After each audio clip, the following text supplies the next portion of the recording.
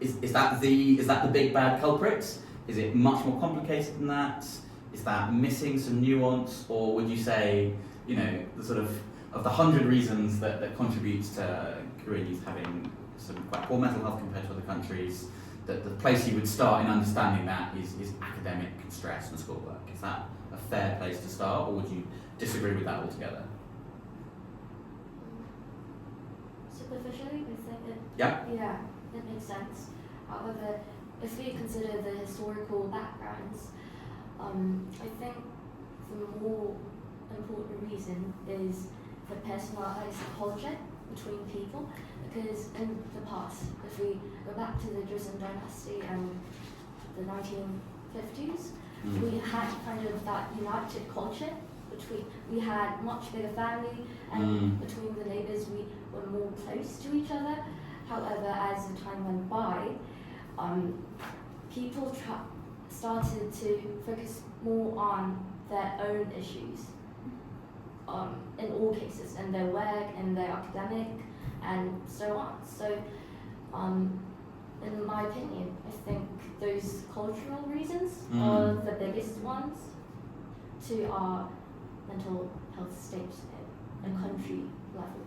And which that's a really interesting point. When you say personal issues, you mean like seeking out status, Yeah. and therefore status being your like worth in society. That's kind of, Right. Is that what you? I don't want to put words in your mouth. Is that what you meant? That Yeah. kind of, yeah. Success, kind of. Yeah. That's interesting. Do others agree? I'm hearing people agreeing with some of that. Does that resonate?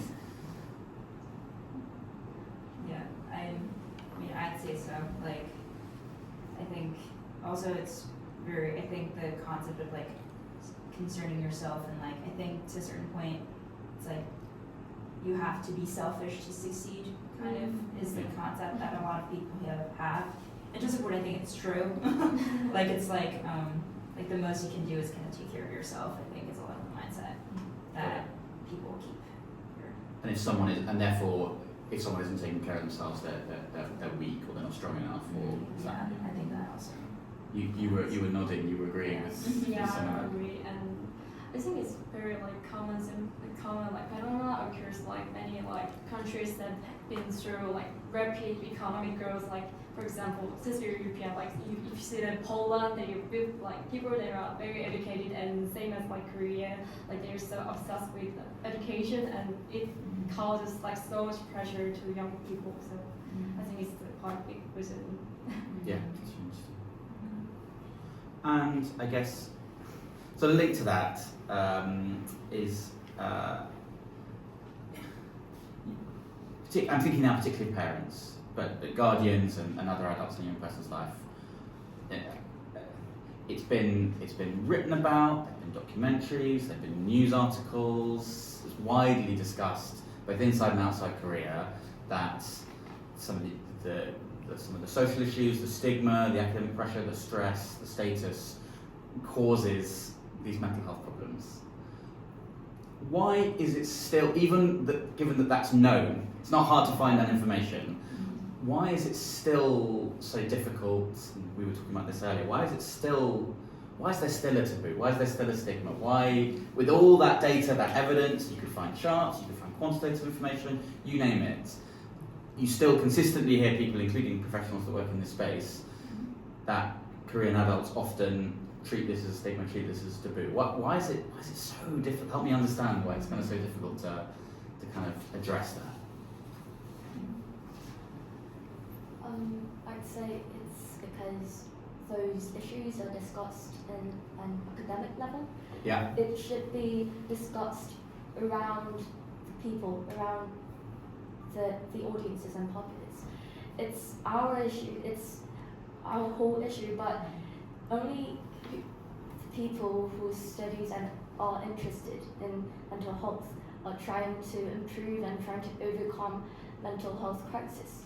So what is most important to us in this state is to open up this conversation and not just label it a problem. It's critical to share our mental health problems to each other as a united society.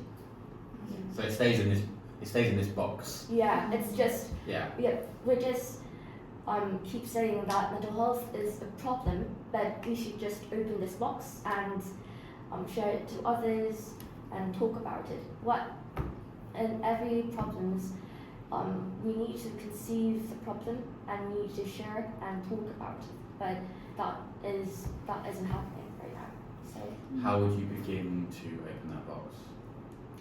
well, I mean, by becoming a career ambassador for South Korea, it's obviously a good first start. But you know. yeah. Sorry, that's a very big question. Don't feel you have to answer that. That's a huge. I'd say the school should really make a change, and for my school, I mean, most of the schools have a counseling service called Weekly.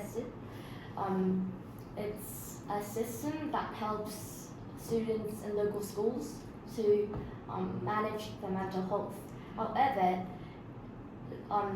it still has some problems on there because even with we take that service, the others perceive as something inordinary, something weird, something shouldn't be happened. So I think those structural changes should be occur, and yeah, mostly I think the government should really change the mindsets and conceive this mental health issue really intense and crucial, and this is what is most important to us.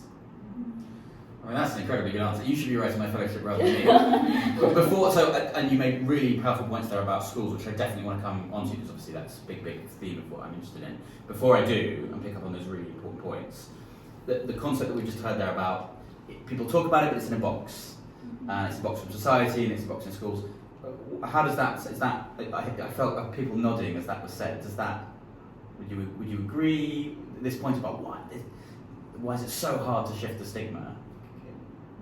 Is the box the right way to think about it, or are there other thoughts people have about where it exists in Korean society? Go ahead. Yeah, if you'd like to. Sorry, you wanted to come in. I Yeah. need some time to. No, it's fine. No. Take Organize as my- much time as you like. Yeah, there's a lot to say here, isn't there? I mean, Yeah. I'd say, I think a lot of it, I personally really agree with what she said. It's like, people who talk about mental health talk about it, people who know it talk about it, but I think that's the extent that it goes. I think a lot of it from, like, comparing, like, the US, for example, I think a lot of it falls from the lack of, like, prevention efforts for me personally. I would say that it's, a lot of it comes to right now in Korea, I think it's counseling, like what comes after, like when you struggle. Right. I think a lot of the conversation that happens around mental health and what it starts from, and it should just always start from like something casual, something that isn't too daunting, but I think that part kind of is not existent in Korea. It's a lot of after parts, which is a lot more serious and a lot more deep than it normally gets. But I don't think much of the prevention efforts or anything like that nearly exists in Korea. It's a lot of it, it's the aftermath or a lot of the professionals talking about it, for example. So I'd say personally that a lot of the efforts should lie on the beginning parts, like since kindergarten, since onwards, a lot of them should be incorporated into schools, like she mentioned. It should come into the conversation of what are you doing to take care of yourself? Like, what are you up to? Like, what is going on in your life? And just kind of being freely able to talk about it and guiding, like, having that mindset from such young ages, like, oh, you're struggling, like, what can you do? Why don't you go through, like, counseling? And I think a lot of it also, I think Korea also has made a lot of efforts in, like, policy changes in regarding making counseling accessible. There's like a lot of free resources, I'd say, but not a lot of people know about it. So I think it's just, oh, there are resources like this. Like a lot of people, I think in the college, for example, in the States, for me, most people are just going to go ahead and be like, oh, always what's up, you're struggling, like why don't you go through like the university counseling Yeah. center? It's like Yeah. free, you know, like why not? Yeah. But I don't think a lot of it exists in Korea. It's a lot of it's like harder to reach to or be considered like that. So I think spreading that and making the resources available and accessible from the beginning is, I think, where it's kind of lacking in Korea. That's really interesting. So that's a really good, so we've had 2 points that kind of lead us on really helpfully to talk about the role of schools. And maybe a good place to start is question 10 here, which is how, we've talked a lot, when we talked about adults, we've often talked in this conversation so far about parents, but how effective would you say, parents and guardians, but how effective would you say teachers or principals are, let's leave aside counsellors for a minute because they're, trained professionals, it's their job to think about this, but your kind of classroom teacher, or the other academic professionals at school, how effective are they when it comes to opening up a conversation about mental health, promoting mental health, encouraging this language? How effective are they at doing that? In most Korean schools, teachers and principals don't show much interest in mental health. And when I was in middle school, it was even worse. Some teachers actually reinforced the stigma around mental health, and they punished students who are struggling with mental health problems and prevented them from coming to school. So, it was completely unreasonable. And I believe that people in leadership roles at schools need to have proper knowledge and about mental health and respond wisely and with flexibility. That's really awful to hear that, Harper. I'm sorry. Can you, without going into like specifics or names or individuals, can you say a bit about what it would look like for a teacher to reinforce or punish? Like what would they do? So you said they stopped people coming to school. What would happen? Can you give an example? Like they forced the students to leave school. Like you're in mental health problem and you can't come to school because you might influence others. Right. Yeah. So just all the things that would add to the kind of unhelpful stigma and stereotype. That's really helpful. And does that feel like an unusual thing that happened, or is that not that uncommon? That's very unusual, but it happens common in Korean school. Yeah, okay, that's interesting. What do others think about the role that teachers and principals play? Are they good advocates for mental health? Are they reinforcing the kind of stereotypes? Are they not talking about it at all? What's been your experience of? If there's not any specific or special issue or tragedy happened in a mental health matter, most of the teachers don't really talk about it. Yeah. I mean, in my opinion, there should be some teachers asking students, what are you up to? How are you feeling? But there's none of those questions around there. There's just talks and questions about how's your study, how's your grades, and what improvements are you planning to do for your lack of interest or lack of grades. Yeah, that's the crucial problem for teachers. They should more care about the mental health about students, how their minds, how their situations are going on. But these days teachers are just focusing on the university admissions and the study academic stuff. So that again leads us on to another kind of really important point. Again, all the academic literature, any conversation you would have with a Korean about pressure in academic mental health in schools would talk about college entrance exams. Does it feel like the pressure just ramps up as you move through elementary and middle into kind of high school, and there's this kind of, that's the kind of peak, or does it feel like it's constant, or is it really is the college entrance exam that plays a disproportionate role in kind of creating academic stress? Is that fair, or is it sort of pervasive all the way through the school system? The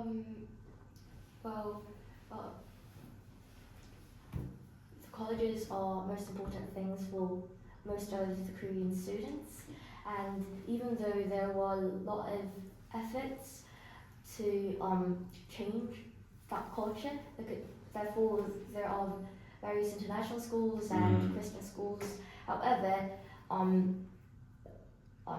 although the form of the school changed, it's the purpose and our final goal is to reach the highest university in Korea or any other countries.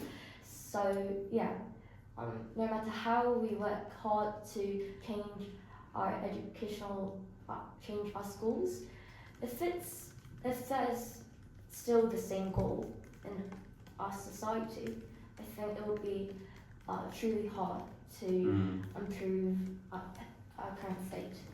I mean, I think a lot of high school students, their main goal is to get into college. I think that's where a lot of it comes from, and it's about, since it's getting to college, then might as well get into the best college. And I think in Korea I think the biggest difference is that there is a very discrete and distinct ranking from number 1, number 2, number 3. That's very, very like well known, and that's the only ranking. It's not like there's different rankings for different majors. It's mainly just like the skies, which are like Seoul, like Yonsei, and Korea. Like all of them are just like a goal for I think a lot of high school students, from what I'd say. And so I think automatically, since that's a goal, then what you can do, and the only thing you can do to get into a good college, is the score. Yes. So I think, and that score is just how it's formed and how it's structured. It's once a year. Like it's the most important day in Korea. Like what is it? Like planes stopped flying and like the streets closed because of that exam. So I think, and the fact that it's only once a year, I think puts a lot of pressure on it, and you have to wait another year to do it. So I think just that's your only chance. So I think like automatically, I think you think it's the most important exam in my life. Like I should do well in it, and that's what gets me to the success in my future. So I think that mindset is just kind of the default. And is that mindset, again, generalizing, does that mindset, does it begin before high school? Are people worried about this in middle school? They know it's coming, they know it's on the horizon, they know things, Yeah. It's like, good. I agree with your opinion. Yeah, it's just to get into a good college. I think high school also kind of matters. So it's like, how well does the high school prepare you for the exam and the college?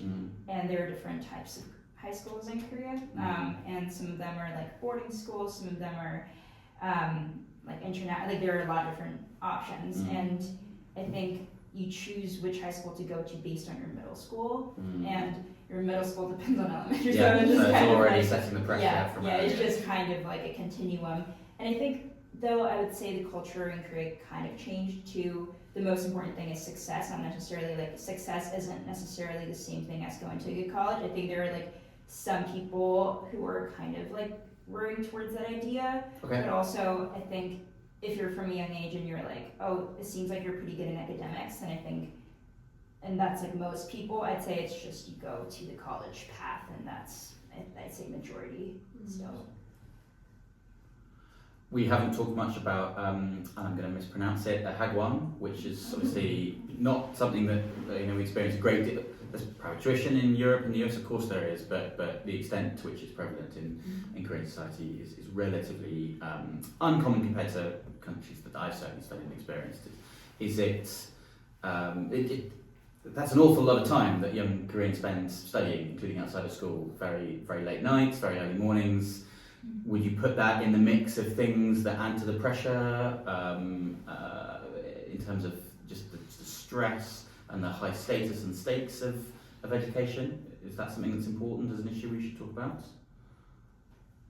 Yeah, especially for these days, doctor is regarded as the most succeeded job.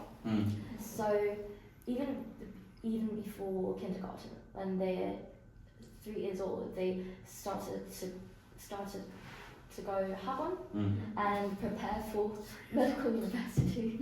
And it just persists just from the age of 3 to their last year of high school. They just put just do their best only on their academics.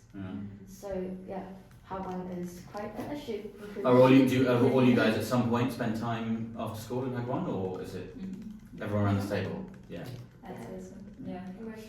Most of the students in Korea, they will at least have once experienced. And do you ever recall that being a conversation with your parents, or is it this is what is happening? You know, you want to do well academically. This is part of it. For me personally, it Yeah. was, but I think it also is when you start from that young of an age, it's kind of like not a discussion for a lot of Yeah. people. And I think a lot of it also comes from the dream of the parents. It's Yeah. like it's not necessarily like a 3-year-old will just go around and be like, I want to be Yeah, a of doctor. course. You know? Yeah. So I think it's just a lot of it comes from the parents, and it really depends on who your parents are, what their dreams were. And I'd also say that it's as you become older too. Some like I've seen some of my friends who like ask to go to Hagwons to do better.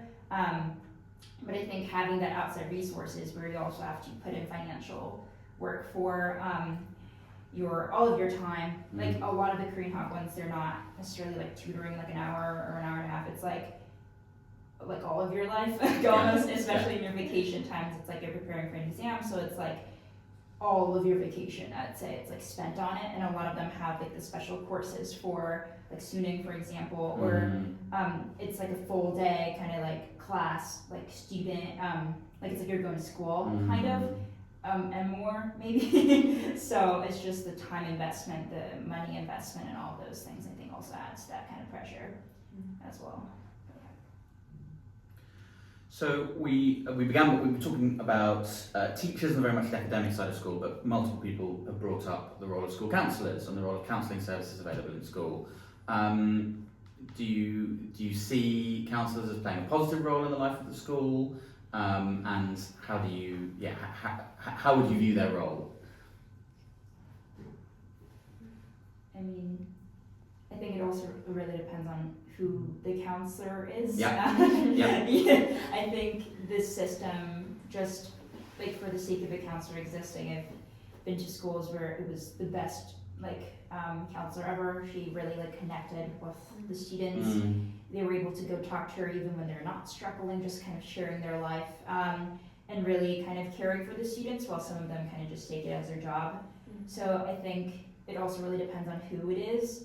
But for me, like from my educational standpoints, counselors were a pretty huge,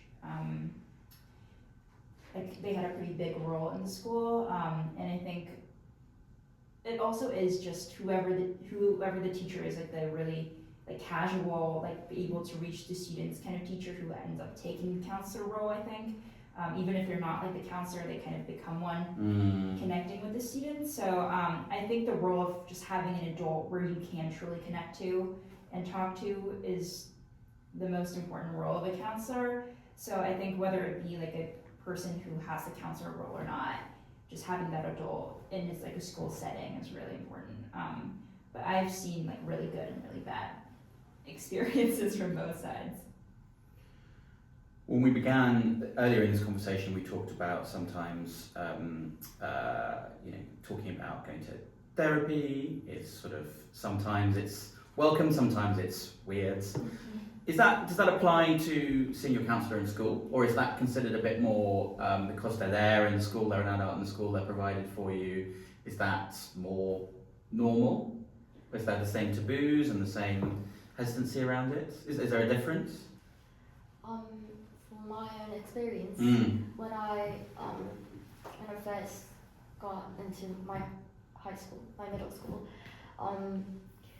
the teachers didn't really describe or taught me about the weak class, the counselling system, how to get help from them, how to get the resources from them.